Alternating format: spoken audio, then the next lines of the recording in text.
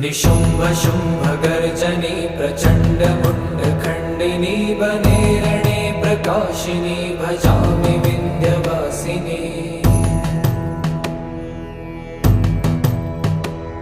त्रिशूलमुण्डधारिणी धराविघातहारिणी गृहे गृहे निवासिनी भजामि विन्ध्यवासिनी।